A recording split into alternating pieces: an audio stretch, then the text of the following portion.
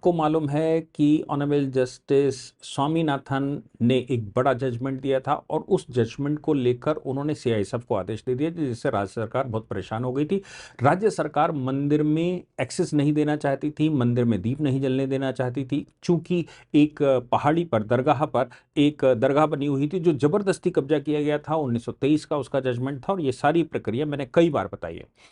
उसको लेकर एक लेटर्स पिटीशन फाइल की गई थी। लेटर्स पिटीशन हम उसको कहते हैं जब हाई कोर्ट डिसाइड कर देता है, सिंगल जज डिसाइड कर देता है और उसमें कोई गुंजाइश का मामला रहता है तो वो लेटर्स पिटीशन में फाइल होती है, जिसको फिर से दोबारा डबल बेंच या डबल जजेस की बेंच, जिसको डिविजनल बेंच कहते हैं, डिविजनल बेंच उसको फिर से रिव्यू करती। डिविजनल बेंच से उस समय कहा गया था कि आप स्टे कर दीजिए,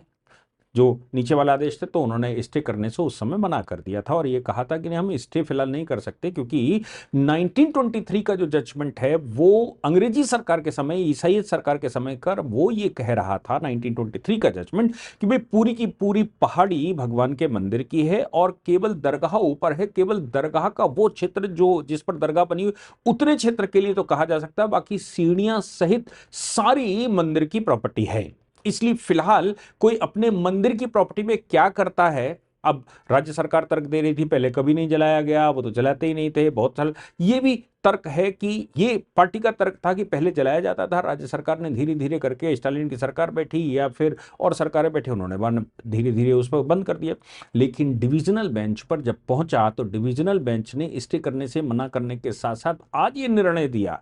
उन्होंने कहा कि देखिए,